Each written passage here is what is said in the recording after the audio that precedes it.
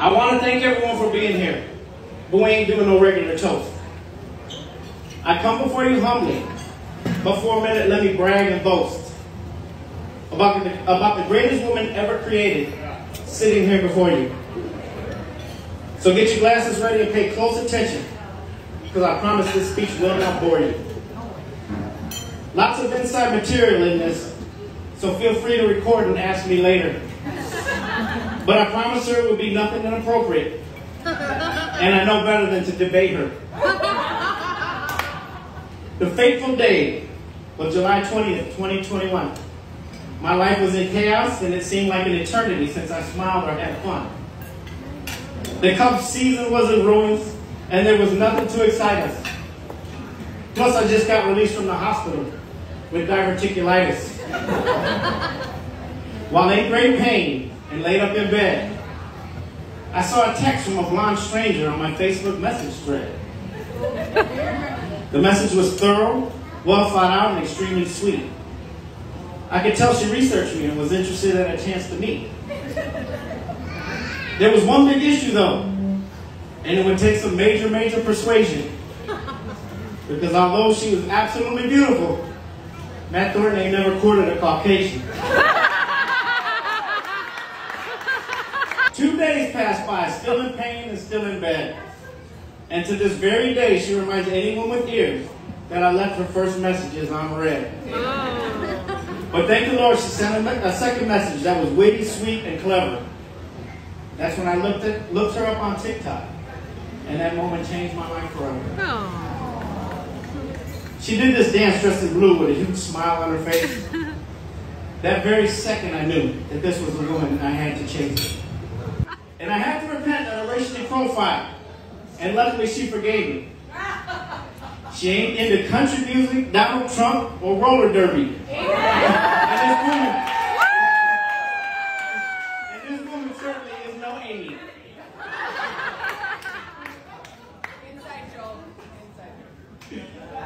No, she was much different, and to my complete surprise, could outdance anyone in the neighborhood and hypnotize me with those perfect blue eyes. Aww. So I messaged her back as fast as I could so we could meet up for a date. It's crazy to look back and see that today will be our fate. That day I pulled up to her house looking fresh and sat outside waiting. Little did I know she would wind sprint through my car door like she was Walter Payton.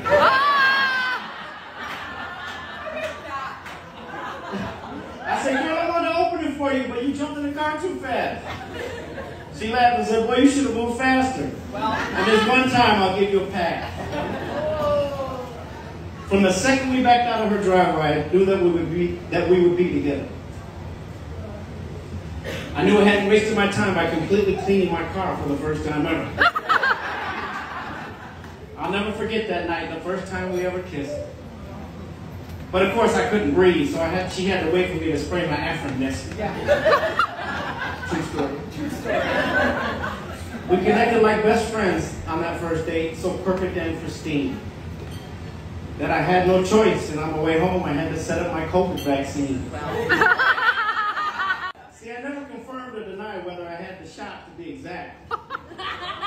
So she cannot say I deceived her, like that Green Bay quarterback. From the moment we met, the laughs have never slowed. From pimp suits to tattoos of chickens to Cabbage Patch dances and rental cars on the road. We've been inseparable since the second we met on that beautiful night. She even overlooked the only lie I've ever told her. 5'8" is not my actual height. I mean, this woman has it all, from a banging body to a perfect smile that could melt concrete, to the way she walks with a purpose, and with beyond a shadow of a doubt, the world's most beautiful feet. Wow. She put this spell on me, y'all, got me doing things that used to make me wince. Watching these chick flicks and TV shows that would no doubt have me shunned by my hero, Jay Prince. I'm a well-trained caveman now. I know what a mimosa is, and it's also eating salad. I've even been taught when to shut my big mouth and say, I apologize. I know your feelings are valid.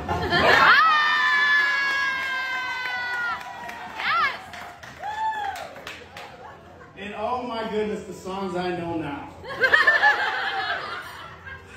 Yes, I'm now thinking out loud that we found love in a hopeless place because I'll give you all of me. My sincerest apologies to Bun B and Willie D. And I know you're rolling over in your grave, Pimp C.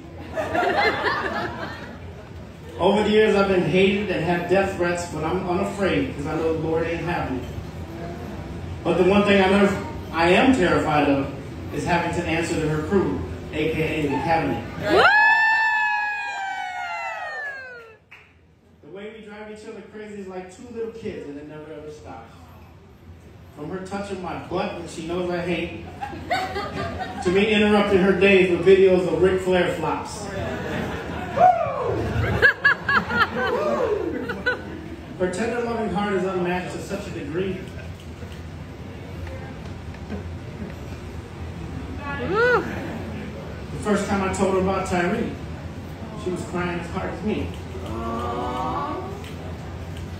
And when she first met my MLB crew and treated them all so good, to the time she bought water balloons for my Hebron kids and blessed the whole neighborhood.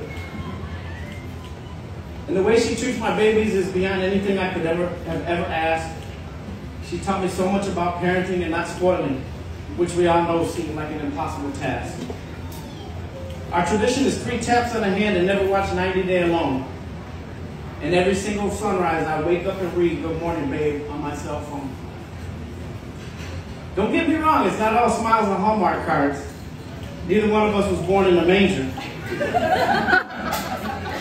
If me and Jamie are ever late to a function, we both know that our safety is in danger. I've been scolded and cussed at for turning down the hallway heater, and chased out of corporate golf outings for wearing my beloved wife beater.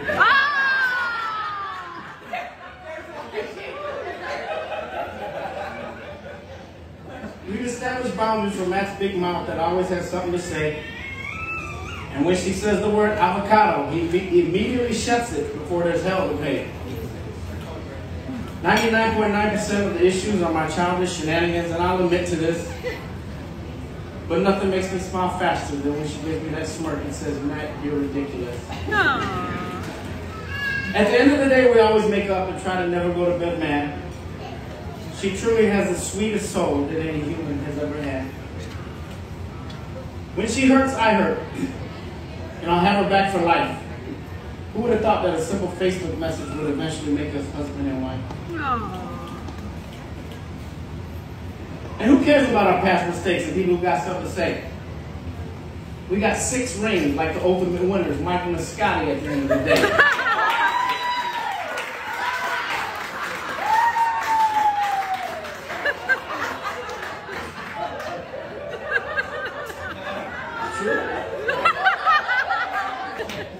We've heard so many haters and fake rumors for so long, we don't even listen no more. Our bond will remain undefeated like Mayweather, in case anyone's keeping score. Dear scoffers, we forgive you, but take a seat and pray you don't get a sliver on your backside. As far as for me and my household, we're all about grace, in case you ever make a mistake or backslide. Our love has already weathered horrendous storms and demonic attacks that were unmistakable, but we battled them together, and with the help of King Jesus, we've proven our love is unbreakable. Her brilliance and ability to support and understand my life makes me the luckiest man who ever breathed, and now I can say you're my wife. Extremely special shout out and thanks to Mr. and Mrs. King for giving birth to the most gorgeous, brilliant, loving woman in the history of God's green earth. Everyone who's hearing this, you're forever family to us. You're seeing what indestructible love is right in front of you. This silly poem is just a plus. So raise your glasses high, while from the top of my lungs I say that I love you infinity, my BFF, until my very last breath. My bride, Mrs. Tenille Renee.